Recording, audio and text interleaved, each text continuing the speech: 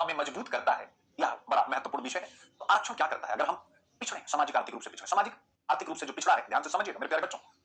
Reservation यानी आरक्षण, आरक्षण मतलब भारतीय संविधान में जो समानता का अधिकार है, समानता का अधिकार आर्टिकल 14, 15, 16, 17, 18, 14, 15, 16, 17, 18, समानता का अधिकार, भाई कोई भेदभाव नहीं होगा, लेकिन परिस्थितियों के हिसाब से जो कमजोर है, आर्टिकल 15 कहता है कि उनको हम आरक्षण देंगे।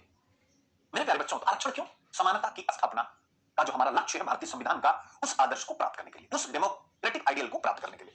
रिजर्वेशन हो गया यानी समानता, इसका लक्ष्य ही है समानता। इसलिए अब आता है कि समानता क्यों, अब महत्वपूर्ण हो जाएगा व्हाई, समानता क्यों। मेरे प्यारे बच्चों, अब यहां पर मैं कुछ नहीं लाऊंगा, केवल पीओडी लाऊंगा, पॉड, ठीक है, ये पॉड नहीं, पॉड। प्रोसेस ऑफ डिप्रीविएशन यानी वंचितता का चक्र। क्या है? वंचितता का चक्र, जरा याद रखिए।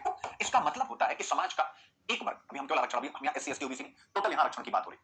वंचितता का चक्र का मतलब होता है, एक जनरेशन में जी लिख रहा हूं, जी मतलब जनरेशन, जनरेशन 1 लिख रहा हूं, 1 को जरा देखिएगा।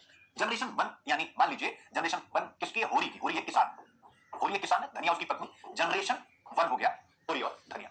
अब होरी और धनिया अगर अच्छी शिक्षा, अच्छा स्वास्थ्य, अच्छा पोषण, अच्छा कौशल नहीं प्राप्त करते हैं, रोजगार नहीं प्राप्त करते हैं, तो इनके जो बच्चे पैदा होंगे, इनके बच्चे का नाम होगा गोबर। क्या नाम होगा? गोबर।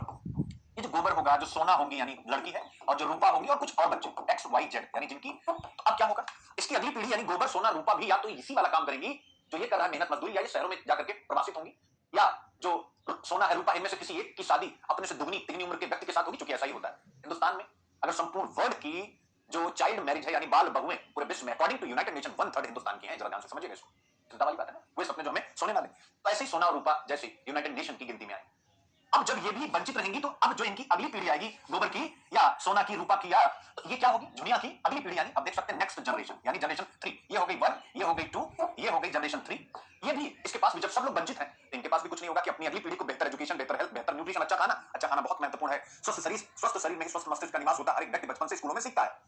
तो इसकी यह पीढ़ी भी यानी तीसरी पीढ़ी भी कमजोर, चौथी पीढ़ी भी कमजोर, और इसी को कहते हैं मेरे प्यारे बच्चों प्रोसेस ऑफ डिप्रीविएशन। तो आरक्षण एक ऐसी व्यवस्था है जो इस वंचितता के चक्र को तोड़ने का एक आधार बनती है। आजादी के पहले बहुत से ऐसे समुदाय ऐतिहासिक रूप से समाज व्यवस्था में पिछड़ गए थे। जाति के आधार पर उन्हें दंश झेलना पड़ा था। इसके साथ संसाधनों पर उनका स्वामित्व भी नहीं था। संसाधनों पर उनका स्वामित्व, संसाधन यानी कुछ भी पैदा करना है, लैंड आपको चाहिए, वह भूमि पर उनका स्वामित्व भी नहीं था, तो बहुत ही कम। तो जब हमें आजादी मिली, तो हमने जब अपने इतिहास को खंगाला, तो हमें पता चला एक बहुत बड़ी जाति है जो वंचित है, डिप्राइव्ड है। उस वंचित जाति को संविधान निर्माताओं ने महसूस किया, बाबा साहब और उनके नेतृत्व में जितने भी लीडर्स थे, उन्होंने यह महसूस किया कि अगर हमें इस पिछड़े समाज को अग्रा समाज के रूप में विकसित करना है, तो इन्हें प्रारंभिक स्तर पर कुछ विशेष सुविधाएं देनी पड़ेगी। क्या देनी पड़ेगी? कुछ विशेष सुविधाएं। और उसी के तहत भारतीय संविधान में आरक्षण की व्यवस्था एससी एसटी समुदाय के लिए सुनिश्चित हुई, जो आगे मंडल कमीशन के बाद ओबीसी समुदाय के लिए भी आई।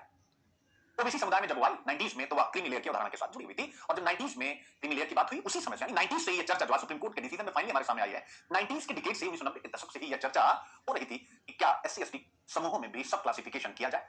और कई बार सुप्रीम कोर्ट ने स्वयं डिनाई किया है, खासकर 2004 में।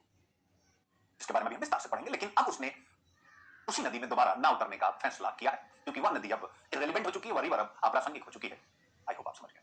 तो आरक्षण शक्ति संपन्नीकरण कैसे करेगा, आपको मैंने बताया, उसी आरक्षण का लाभ उठा करके ध्यान से समझिएगा, आज एक बहुत बड़ा तबका आर्थिक और सामाजिक रूप से अपने आप को मजबूत अवस्था में स्थापित कर चुका है। आप स्वयं विचार कीजिए कि अगर कोई भी दलित समुदाय का व्यक्ति, जो लोग यानी स्वाभाविक रूप से, अभी मैं कठोर जाति व्यवस्था की बात कर रहा हूं, आप सोचिए जैसे ही वो आगे बढ़ जाते हैं, ध्यान से समझिएगा, उनके विरुद्ध भेदभाव थोड़ा सा कम होता है। शहरों में तो लगभग खत्म है। ध्यान से समझिएगा, बड़ी महत्वपूर्ण बात है। तो इसका मतलब रिजर्वेशन ने शक्ति संपन्नीकरण किया है उस वंचित वर्ग का। इसलिए हम कह सकते हैं कि आरक्षण शक्ति संपन्नीकरण लाती है, और समय समय के साथ इसमें जो रैशनल चेंज लाए जा रहे हैं, तार्किक परिवर्तन लाए जा रहे हैं, वह इस शक्ति संपन्नता को और मजबूत करेंगे। इसी संदर्भ में हमें सुप्रीम कोर्ट के वर्तमान निर्णय को देखने की आवश्यकता है। ऐसा आप इस निबंध में एक बड़ा सा पैराग्राफ छाप सकते हैं। समझिएगा इस विषय, ठीक है। अब हम यहां से आगे बढ़ते हैं।